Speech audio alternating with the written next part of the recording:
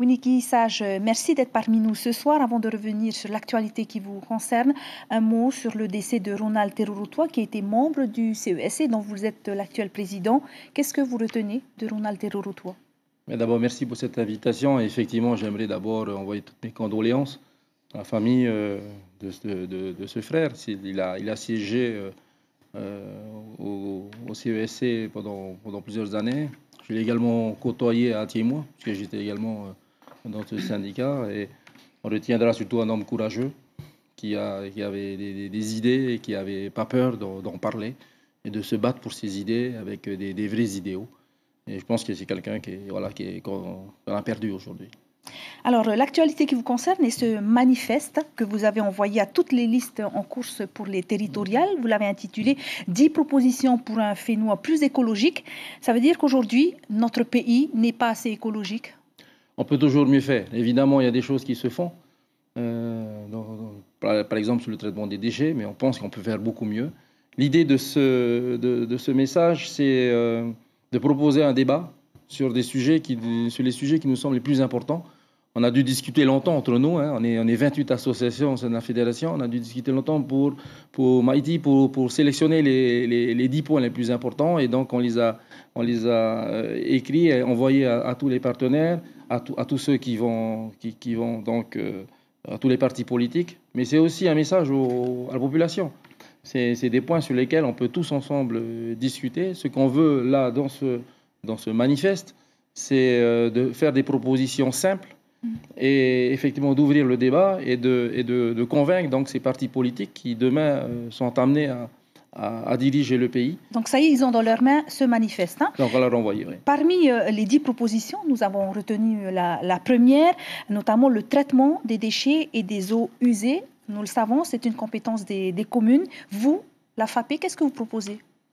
Ce qu'on pense d'abord, c'est qu'effectivement aujourd'hui, c'est anormal qu'il y ait encore des villes, qu'il y ait encore des communes qui ne trient pas leurs ordures. C'est tout à fait anormal. On devrait, dans un pays dont la vocation est touristique, on devrait tous faire l'effort de mettre en place. Certaines communes disent qu'ils n'ont pas les moyens, comme dans les îles par exemple. C'est pour ça que dans ce manifeste, on parle de la fameuse taxe qui s'appelle la TEA, qui génère aujourd'hui plus de 2 milliards. Cette taxe a été établie à l'époque justement pour gérer le traitement des ordures. On pourrait aujourd'hui alléger et aider toutes les communes si la totalité du budget, des recettes de cette taxe était allouée au traitement des déchets. Vous dites qu'avec ces mesures, la mise en œuvre de ces mesures, cela permettrait de créer des emplois. Comment? Oui, effectivement, on parle souvent d'économie verte. On parle de développement durable. Il faut se rappeler que le premier objectif du développement durable, c'est justement de lutter contre la pauvreté.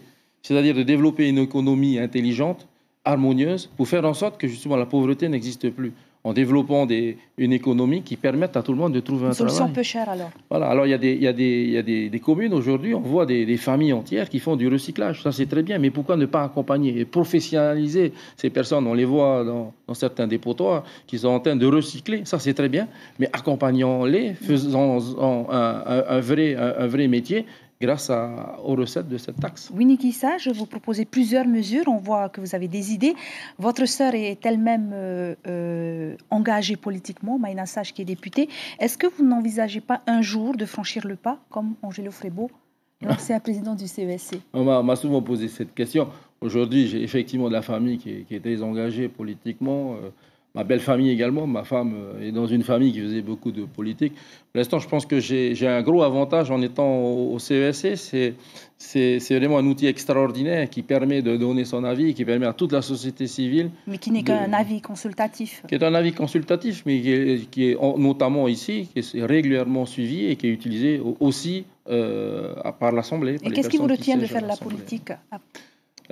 Peut-être qu'un jour j'y viendrai, mais aujourd'hui j'aime bien ma liberté et je pense qu'on peut encore faire des choses sans être forcément dans la politique et qu'aujourd'hui la société civile a un grand rôle à jouer, très important, et que ça nous permet justement de nous exprimer sur tous les sujets et avec tous les partis politiques, puisque l'objectif c'est pas qu'il y ait qu'un seul parti qui fasse ça, c'est que c'est vraiment toute la population, l'État et aussi l'État Wana. Restez avec nous, Winiki Sage. Nous allons regarder ensemble le résumé de l'actualité cette semaine, préparé par Eric Tang et VTA Terei.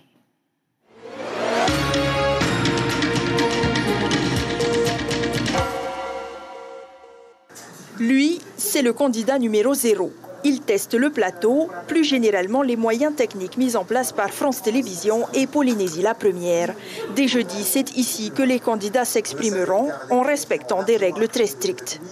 Par exemple, pour que nous puissions travailler dans des conditions acceptables pour tout le monde, enregistrer un module de campagne, pour chacun, c'est 3h30, tournage et montage compris. Et on ne déroge pas à ces règles-là. Les couleurs du plateau sont choisies par les candidats et nous reprenons souvent, autant que faire se peut, les couleurs qui correspondent aux listes électorales. C'est peu dire que les quelques incidents survenus récemment dans des universités françaises n'ont guère eu d'écho ici. Même si quelques bacheliers ont rencontré des difficultés en septembre dernier, l'entrée à l'université de Polynésie ne pose absolument pas les mêmes problèmes qu'en métropole. Ces quotas vont permettre à tous les étudiants de pouvoir rentrer en tout cas à l'université. On a fait en fonction des derniers chiffres qu'on avait vus et on a pu mettre en place en tout cas un quota respectable pour pouvoir accepter tous les étudiants qui sont de la Polynésie française. Accueillir les touristes à domicile depuis 20 ans, Melinda vit de ça. Une vraie politique du tourisme, c'est son souhait le plus cher. Une politique où les petites structures auraient autant d'importance que les grandes. Mais comment faire ? On va visiter les Trois Cascades. Nous savons tous que les Trois Cascades passent sur des chemins privés. Allons voir ces gens. Impliquons-les dans cette petite économie. Sur ce paquebot, des milliers de visiteurs et autant de consommateurs potentiels pour les commerces de la capitale. Mais quand les touristes se font rares, pas facile de rentrer dans ces frais. Et cela, malgré les efforts consentis par le gouvernement sur la concurrence. Les professionnels du tourisme se prennent à rêver des records de fréquentation de 2000. 252 200 touristes en Polynésie, on en est bien loin. Il aura donc fallu 2 ans et 60 millions de francs d'investissement pour que l'entreprise retrouve une nouvelle jeunesse. Un autre investissement plus conséquent à hauteur de 90 millions de francs est prévu pour l'achat de nouveaux équipements. Et cette série d'investissements n'est pas pour déplaire aux mécaniciens. Tout a été changé et puis là, les machines fonctionnent à merveille, quoi. Le but étant d'arriver à 1400 mètres cubes de bois fini par an, bien loin de ce que prévoit la convention d'abattage annuelle passée avec le SDR autorisant le prélèvement de 3500 mètres cubes de pain des Caraïbes chaque année. Au Sénat, un texte a été adopté pour faciliter la résolution des conflits liés à l'indivision en Outre-mer. Première modification, le texte prévoit de changer la règle de l'unanimité par une majorité plus une voix. Dorénavant, si la majorité des héritiers est d'accord, cela suffit à régler la succession. Toutefois, les sénateurs ont choisi de permettre l'application de cette modification pour les successions ouvertes depuis 10 ans au lieu de 5 ans. Autre changement qui concerne directement la Polynésie. Les sénateurs demandent que le partage d'un bien se fasse par souche quand le partage par tête est compliqué, notamment lorsqu'il y a de nombreux héritiers. Ronald Terorotua, bonsoir. Bonsoir et salutations à... C'était le 4 mars dernier, la dernière apparition de Ronald Terorotua à la télé. D'aucuns diront qu'il aura lutté de toutes ses forces jusqu'au bout. C'est certainement l'image qu'il lèguera à la postérité. Winnie Kissa, j'en reviens avec vous sur les questions de l'actualité. D'abord, cette proposition de loi sur l'indivision en Outre-mer. Il y a quelques spécificités pour la Polynésie. Plus de 800 dossiers attendent d'être réglés au tribunal. Croyez-vous que cela va sortir les familles polynésiennes de l'indivision ? Alors, le CESC s'est bien souvent prononcé par rapport à ce sujet. C'est triste de voir nos familles se diviser sur des sujets aussi importants que la terre. Il faut urgemment régler et proposer des moyens de sortie de cette division. Il y a aujourd'hui des jeunes qui aimeraient bien occuper des terres, qui ne peuvent pas, et qui sont en conflit avec leur propre famille. Oui, on soutient vraiment ce sujet. Qui va aussi pour le bien sûr. Développement économique. On vient de voir la Syrie de Papara qui vient de réinvestir. Donc vous également, la Fédération des associations de protection de l'environnement, vous voulez également développer la filière bois. Oui, ça fait partie d'un des points que l'on cite au point numéro 4, où, comme vous le savez, toutes les associations sont contre les extractions de gravats et de sable dans les rivières. Et ça fait des années qu'on dit qu'il faut relancer cette filière. On a des forêts aujourd'hui qui sont inexploitées. Il faut qu'il y ait des mesures incitatives pour que, par exemple, peut-être que quand on a une maison en bois, on paye moins d'impôts, etc., etc. Et c'est par ce biais-là qu'on va pouvoir réduire justement cette extraction de la rivière qui aujourd'hui pollue et qui est un vrai problème pour toutes les populations. Rien n'a été fait ici. Si, il y a des choses qui sont faites, mais on est toujours obligé d'être sur le terrain parce que dès qu'on n'est pas sur le terrain, on voit qu'il y a des personnes qui vont essayer d'enfreindre les lois, on leur autorise à extraire un certain volume, on sait qu'ils vont toujours en faire plus, etc. etc. Mais on veut être positif et dire, proposons des alternatives, et l'alternative bois est très bien, et on est très content de voir cette série qui redémarre. Nous venons d'entendre les professionnels du tourisme, notamment les petites structures, font appel aux autorités pour qu'on implique plus la population dans le développement touristique. Vous parlez de promouvoir le tourisme durable et vous dites qu'il reste encore beaucoup à faire.